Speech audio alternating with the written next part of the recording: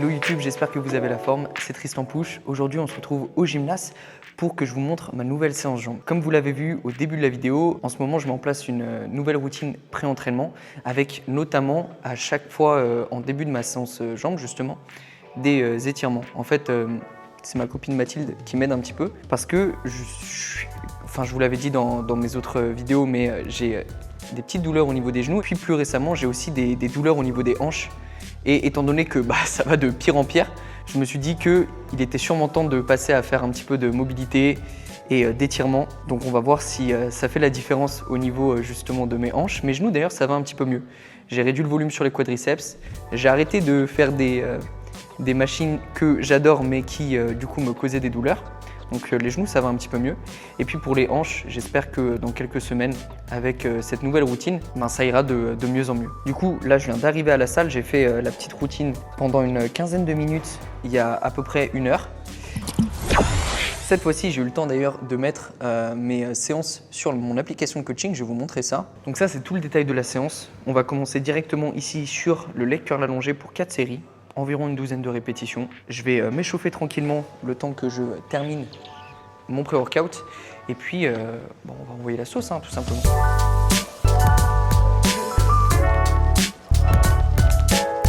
La lumière ici est incroyable. J'ai la petite véranda juste derrière. Donc j'ai terminé mon échauffement. Et d'ailleurs, je suis un petit peu encore courbaturé de la dernière séance mardi. Parce que là, on est vendredi, si jamais je vous l'avais pas dit. Donc ouais, encore un petit peu courbaturé des quadriceps, des ischios et des fessiers d'ailleurs, de toutes les cuisses finalement. Alors heureusement les courbatures ça n'empêche pas de prendre du muscle sur les séances, mais par contre c'est toujours un tout petit peu plus douloureux le temps de s'échauffer en tout cas. Donc j'espère que ça va pas trop me déranger sur les premières séries et puis on va voir ce que ça donne.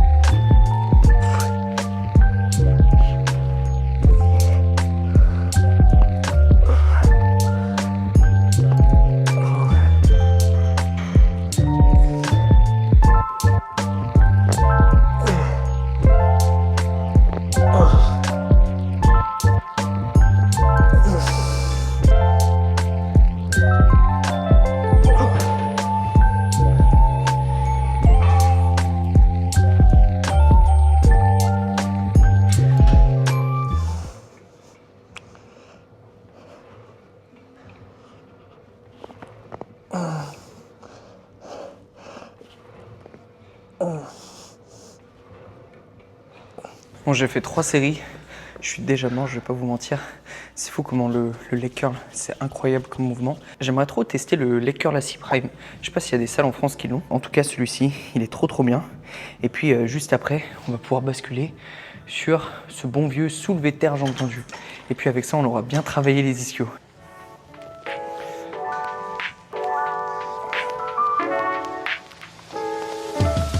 J'ai fait mes 2 séries d'échauffement sur le soulevé de terre jambes tendues. Je sens un petit peu les hanches encore, mais bon, c'est déjà mieux qu'il y a quelques semaines. Et de toute façon, ça va aller en s'améliorant, j'espère. Donc là, pour la première série, on va mettre 105 kg. Parce que la dernière fois, j'avais eu mes 8 reps à 100. Et puis, on va voir comment ça se passe. J'essaie de mettre un max de contrôle sur la descente pour vraiment avoir l'exécution la plus irréprochable possible.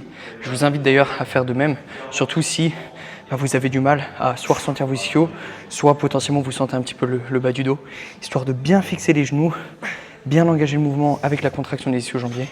Et puis on va voir ce que ça donne.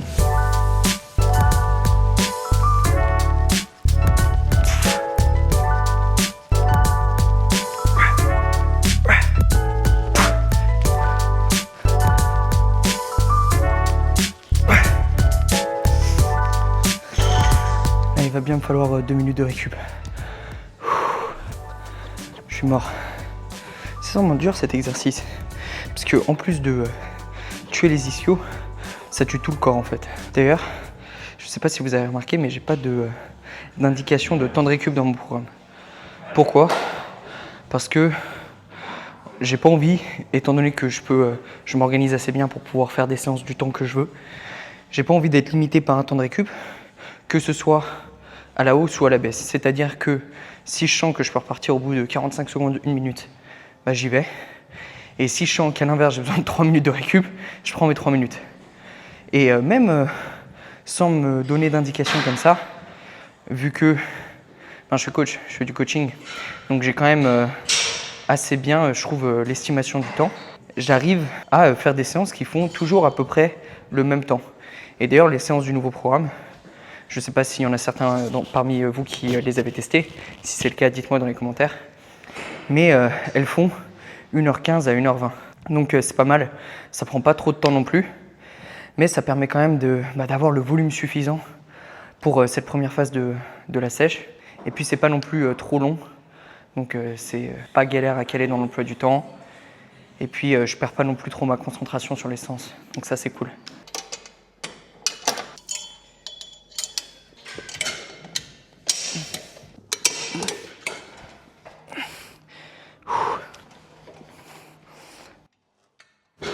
Du coup, comme je vous le disais juste avant, vis-à-vis de mes genoux, ce que j'ai mis en place pour justement avoir moins de douleur aux genoux, c'est que j'ai enlevé les exercices qui ont beaucoup de tension quand justement j'ai le genou fléchi. Typiquement le hack squat, le squat pendule, même le squat dans une moindre mesure, parce que c'est à chaque fois sur ces mouvements-là que j'avais vraiment mal aux genoux. Dès que je passais une certaine amplitude, ça me foudroyait un petit peu la rotule, si vous me permettez l'expression. Donc dans ma séance là, j'ai du leg extension, 3 séries, avec une fourchette de répétition relativement haute, parce qu'on fait à peu près 15 répétitions. Donc comme ça me permet de mettre un peu moins de charge, tout en ayant la même proximité à l'échec musculaire, et donc moins aussi de tension potentielle sur le genou. J'ai aussi réglé la machine pour faire en sorte que j'ai ni trop de tension en bas, ni trop de tension en haut, parfaitement au milieu. Dans cette position-là, ça me fait pas mal non plus, et ça me permet justement de performer sans avoir de gêne. Et puis pour le deuxième exercice, vous verrez ça juste après, mais on va faire des fentes. Les fentes, ça passe. Franchement, c'est cool. Ça me fait pas trop mal aux hanches, pas trop mal aux genoux. Quand je dis pas trop, c'est genre 1 ou 2 sur 10 grand max. Donc c'est largement supportable. Et puis, pareil, c'est pas une amplitude qui est très importante, puisque sur une fente, on a au pire un tout petit peu plus que 90 degrés de flexion. Donc c'est pas énorme. Par contre, après le leg extension, ça me fusille les cuisses. Et puis justement, comme ça, les genoux vont un petit peu mieux. Donc on croise les doigts pour que ça continue dans cette direction.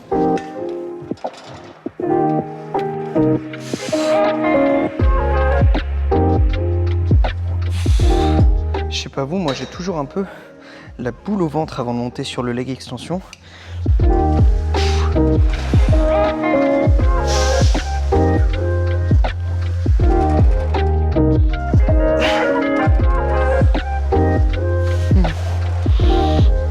Un autre truc important que j'ai mis en place sur le leg extension, et d'ailleurs un peu sur tous les exos de mon programme en ce moment, c'est que j'essaie d'être plus strict sur mes exécutions. Parce que des fois je me laisse un peu avoir, je me dis c'est bon Tristan, t'es coach, t'exécutes bien tes mouvements, j'arrive à bien ressortir les muscles que je veux solliciter, et du coup je tombe vite dans la spirale de je peux me permettre d'accélérer un peu mes tempos, je peux augmenter mes poids de manière un petit peu plus abrupte, donc sans entre-deux en fait, plutôt que de rajouter par exemple 2,5 kg, je rajoute direct 10 kg, des trucs comme ça qui font que au fur et à mesure, on dégrade quand même un petit peu la technique. Et c'est ce genre de choses qui a fait sûrement d'ailleurs que je me suis blessé un petit peu, parce qu'on se laisse emporter par l'ego en fait. C'est normal, on est tous humains, on a tous envie de faire toujours mieux en fait. Et même sur nos perfs, notamment parce que les exos pour les cuisses par exemple, c'est des exos où on peut soulever lourd. Donc on se dit ok, j'ai envie de mettre lourd, envie de mettre encore plus lourd. Et faut accepter que la progression en fait elle est lente. Et que des fois en voulant rush les choses, c'est là que finalement on les ralentit, parce que on peut se blesser, et puis du coup même si on aurait progressé plus lentement en montant les charges peut-être plus doucement, on ne se serait pas blessé, donc on aurait continué plus longtemps. Voilà, c'est important quand même des fois de mettre un petit peu l'ego de côté, même d'ailleurs tout le temps, hein. C'est bien d'avoir une petite part d'ego pour se challenger, mais c'est quand même important de pas se laisser totalement guider par ça, et donc de contrôler un petit peu plus aussi forcément ses exécutions. Sur ces belles paroles, Ça fait 2 minutes de récup. Je vais repartir sur mon leg extension.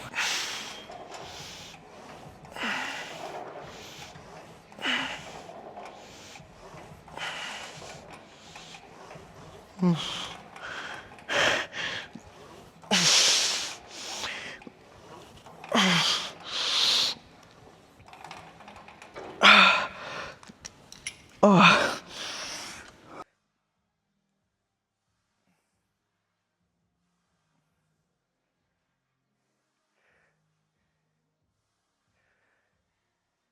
C'est l'heure tant attendue des fentes.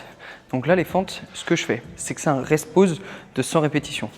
Pour ceux qui ne savent pas ce que c'est qu'un rest-pause, c'est qu'en fait, je vais avoir une série unique de 100 répétitions à compléter. Le but, c'est de compléter justement ces 100 reps en un minimum de séries et un minimum de temps. Pourquoi est-ce que je fais ça?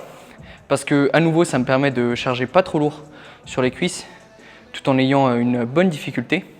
Et en plus, il ne faut pas oublier que je suis en déficit calorique, en sèche, et que mon but, c'est aussi de brûler quand même des calories, quoi. Donc en faisant ça, j'ai le cœur qui monte bien haut, surtout sur les dernières séries, ce qui fait que je brûle un max de calories. Et ça me permet quand même d'accumuler beaucoup de volume de travail en assez peu de temps. Donc c'est vraiment super cool. Et en plus, il y a un dernier avantage aussi, c'est que, étant donné que je fais tout le temps 100 répétitions, c'est très facile de traquer ma progression.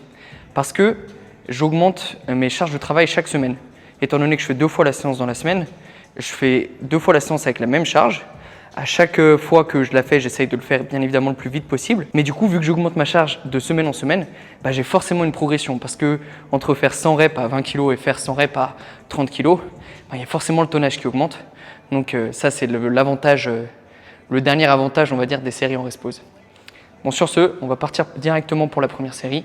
Donc là, la dernière fois, j'avais fait avec 20 kg sur 2 séances. Donc on part avec 24 kg, 12 dans chaque main pour les 100 répétitions. C'est parti.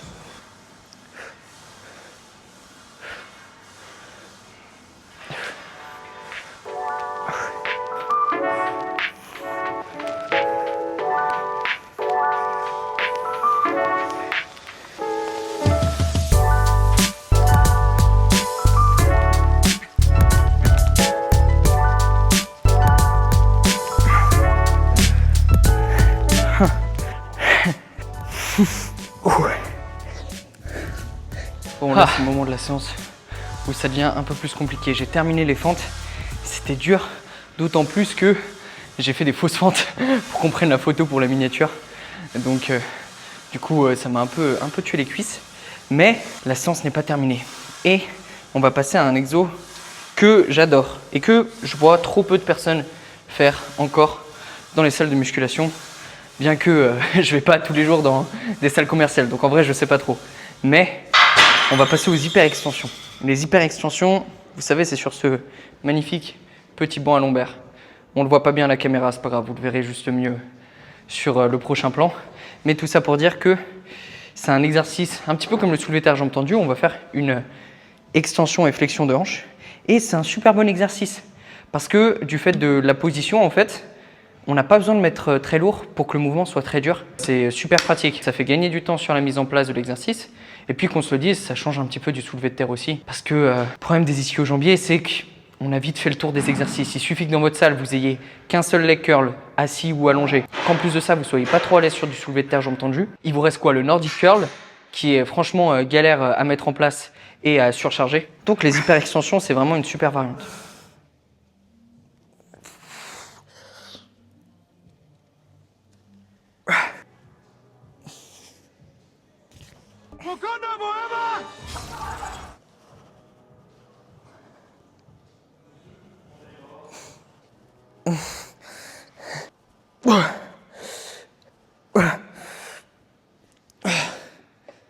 C'est un peu terrible les séances cuisses parce que quand on n'est pas giga sec, enfin qu'on se dit je suis pas très gras non plus, mais on n'a pas de définition. À part 2-3 mecs qui ont une génétique où ils stockent pas de gras au niveau des cuisses, j'en connais quelques-uns, mais franchement on fait les cuisses, on se tue à la salle, on dirait juste qu'on a 2 gros boudins. Mais bon, heureusement, dans quelques semaines, on sera plus dessiné, donc ce sera pas mal.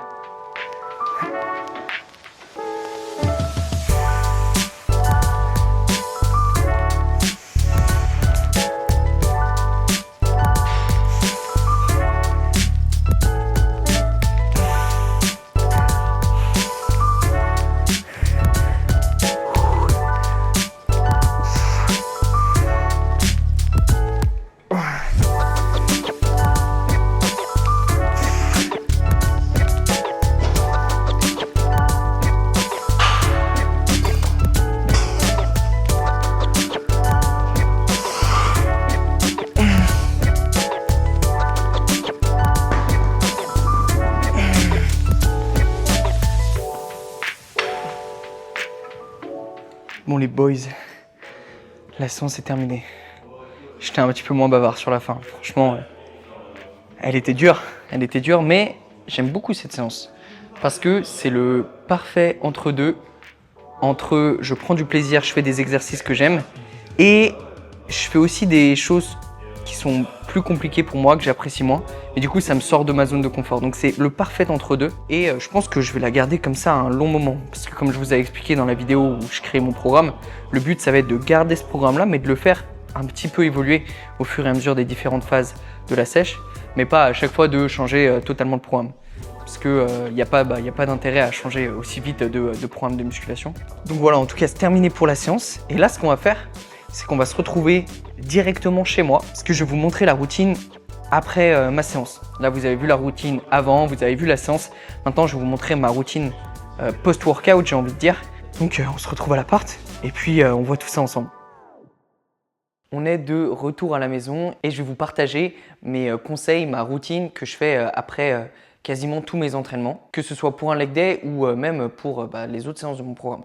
Le premier truc qui est quasiment le plus important en fait, c'est après l'entraînement, lorsqu'on a eu un stress élevé, justement dû à la séance. Ce qu'on veut, c'est tout l'opposé, c'est-à-dire être dans un environnement calme, abaisser son rythme cardiaque. Le mieux, c'est si possible de s'asseoir, de faire autre chose, mais vraiment de prendre le temps, souffler. Ça peut être juste 5 minutes, mais comme ça, on remet notre corps dans des bonnes conditions pour que lui puisse récupérer comme il faut, commencer à créer de la masse musculaire, etc. Le but, c'est qu'on ait un maximum de stress pendant l'entraînement et un minimum justement après pour une bonne récupération. Le deuxième truc que je fais après l'entraînement, les 95% du temps, c'est que je mange. Et donc, la meilleure collation post-entraînement, c'est en général des glucides et des protéines. Alors, vous n'êtes pas obligé de manger tout de suite après l'entraînement parce que, comme je vous l'ai dit juste avant, le corps est encore dans un état de stress et donc on digérera moins bien les choses et accessoirement on les appréciera moins aussi. Vous pouvez manger 1 heure après l'entraînement, 2 heures après l'entraînement, voire même 3 à 4 heures après l'entraînement. C'est pas dramatique si vous ne mangez pas juste après, si vous ne sautez pas direct sur votre shaker de whey. Mais par contre, voilà, il faut que dans les quelques heures qui suivent l'entraînement, de préférence en tout cas, on ait un repas qui soit riche en glucides et en protéines. Et donc, nous, ce qu'on va manger aujourd'hui, enfin moi, ce que je vais manger, parce que vous allez regarder, malheureusement. Mais je ne sais pas si vous voyez derrière moi, j'ai eu cette magnifique Ninja Creamy à Noël. Enfin, on l'a eu, parce qu'elle est pour ma copine et moi. Là, j'ai une petite glace qui m'attend au congélateur. Donc, je vais vous montrer ça, je vais vous donner la recette, ça va être incroyable.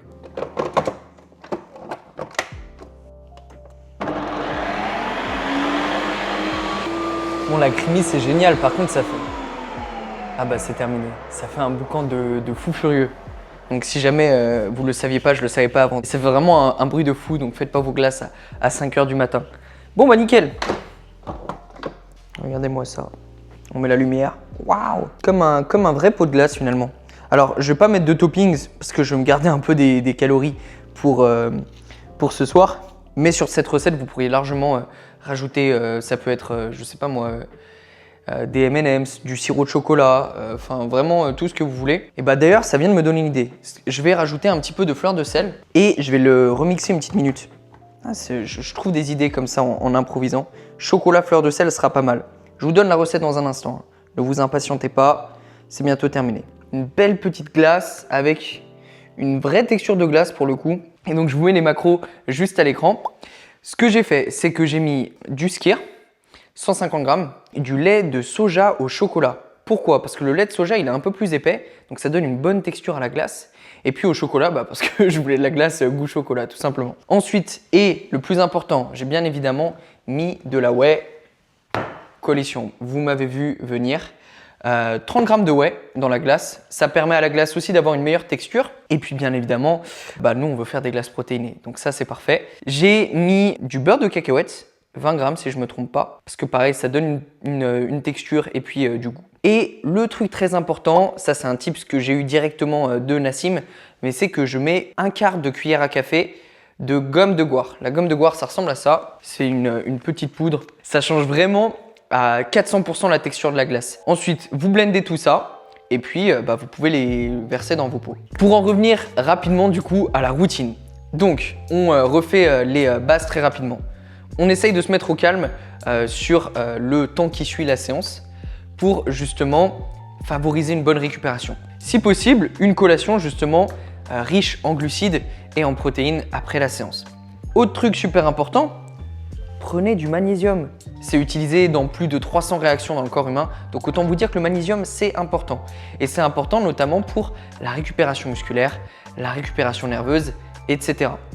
Donc le magnésium, vous commandez avec mon code Tristan10 bien évidemment sur le site de Coalition et puis vous en consommez 2 gélules après l'entraînement, que ce soit du cardio ou de la musculation, 250 mg de magnésium et puis les jours où vous vous entraînez pas, vous le prenez le soir.